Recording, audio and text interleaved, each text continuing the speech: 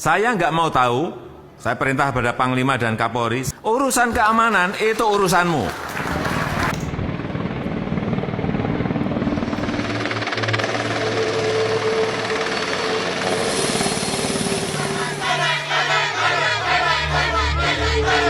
Eh, 2014 akhir.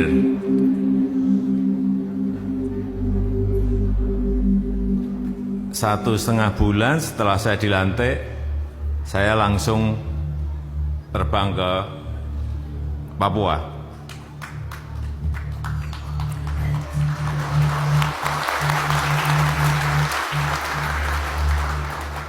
Saya betul-betul ingin melihat secara langsung kondisi baik masyarakat, baik infrastrukturnya, baik fasilitas-fasilitas yang ada di sana dibandingkan dengan wilayah-wilayah lain. Karena dari studi yang dilakukan oleh Bappenas, memang Indonesia bagian timur ini lama apa istilahnya, dilupakan, dianaktirikan, ya, atau diabaikan. Dianaktirikan kok kejem banget. Ya kira-kira itu. Jadi wilayah bagian timur ini kurang kita perhatikan, baik di pembangunan infrastruktur, pembangunan sumber daya manusia, semuanya.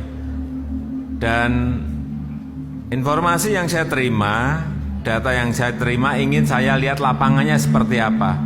Dan ternyata betul, tadi salah satunya jalan misalnya dari antar kabupaten saja nggak ada. Kemudian saya saat 6 bulan setelah itu, saya pergi ke Papua lagi, dan itu merupakan provinsi yang paling sering saya kunjungi. Padahal kalau mau terbang dari Jakarta ke Papua itu butuh waktu 6 jam. Tapi ya memang ini adalah wilayah Negara Kesatuan Republik Indonesia yang memang harus kita perhatikan. Saat saya di Papua, saya pengen sekali ke kabupaten yang namanya Duga. Karena ada informasi yang datang ke saya, Pak, Bapak datang ke Duga, Bapak nanti akan kaget. Loh, kenapa kaget? Ya Bapak pergi saja. Terus saya minta, saya perintah saat itu, saya mau ke Duga. Saya mau ke Kabupaten Duga. Oleh Kapolri, oleh Panglima, saat itu saya tidak diperbolehkan, Bapak jangan ke sana. Karena itu daerah berbahaya. Daerah rawan, daerah yang paling rawan. Saya sampaikan saat itu, saya ingat betul. Saya nggak mau tahu, saya perintah pada Panglima dan Kapolri, saya nggak mau tahu. Pokoknya 2 hari lagi saya akan ke Duga. Urusan keamanan itu urusanmu.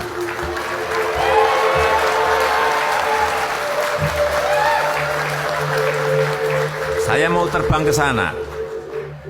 Betul, saya terbang ke sana naik helikopter. Karena memang nggak ada jalan daratnya. Saya naik heli. Saya ke Jayapura, dari Jayapura ke Wamena, dari Wamena baru naik heli ke Duga. Saya yakin tadi siapa tadi yang dari Papua tadi? Orlando. Orlando mana tadi? Orlando mana? Pernah ke Duga? Ngaku aja, pernah ke Duga? Ah, belum kan? Belum pernah. Ya karena memang dari Wamena saja mau ke Duga itu butuh waktu 4 hari berjalan di tengah hutan. 4 hari 4 malam. Kalau bilang sudah, saya cek benar. Untungnya bilang belum. Dan saya percaya, setelah saya sampai di Duga, saya ke sana dengan Bu Jokowi.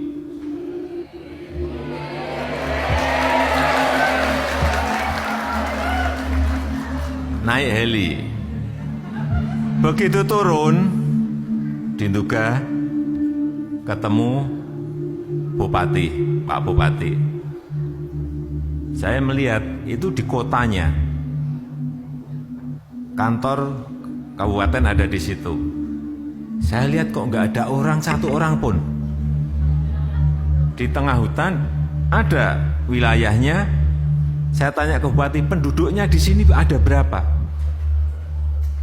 Pak Bupati menyampaikan ke saya, Pak Presiden, di sini ada, saya ingat, 129.000. Mana satu aja nggak ada ngomong 129.000. Benar ada, betul Pak.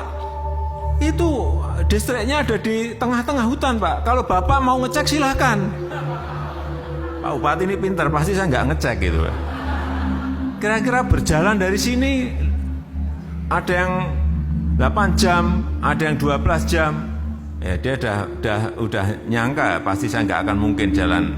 Ya, oke saya percaya. Tapi yang perlu saya sampaikan di sini adalah di Kabupaten Duga itu aspal 1 meter saja tidak ada. Inilah yang menyebabkan saya sedih sekali. Dan saat itu saya perintahkan agar jalan dari Wamena ke Duga itu segera dibangun dan dikerjakan. Dan tadi saudara-saudara sudah melihat hasilnya tadi. Untuk membuka isolasi saudara-saudara kita yang ada di sana. Membuka dulu. Sebagian sudah diaspal, sebagian belum. Tapi paling tidak kendaraan bisa lewat. Mobil bisa lewat, trail juga bisa sampai ke sana. Itu. Dan sekarang 4-6 jam lah dari Wamena ke Duga sudah bisa dilalui. Saya sudah mencoba separuhnya.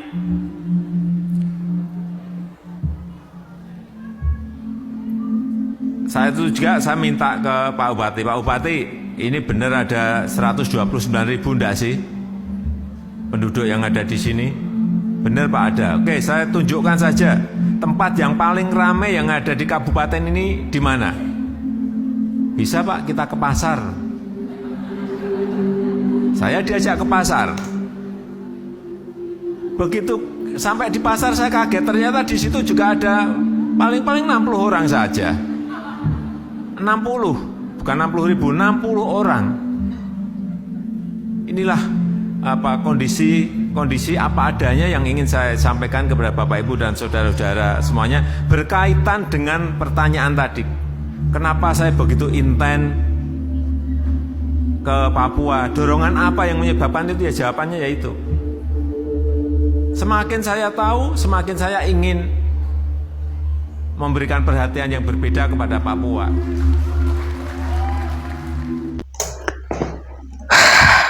Keren gak?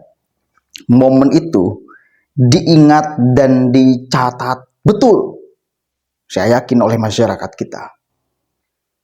Jadi saya hanya ingin mengatakan jangan sampai menghilangkan jasa-jasa Jokowi. Beliau itu memang presiden hebat lah. Hebat luar biasa.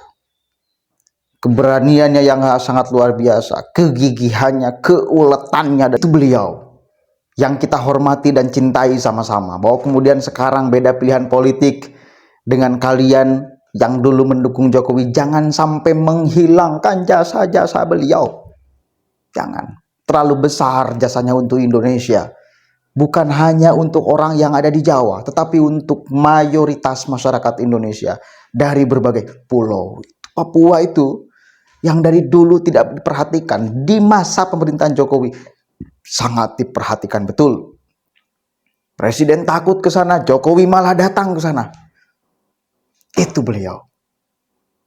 Makanya jujur, saya pribadi, bahwa kemudian putusan pilihan politiknya sekarang beda dengan kita, jangan sampai kita hilang hormat kepada beliau. Mudah-mudahan manfaatnya. Assalamualaikum warahmatullahi wabarakatuh.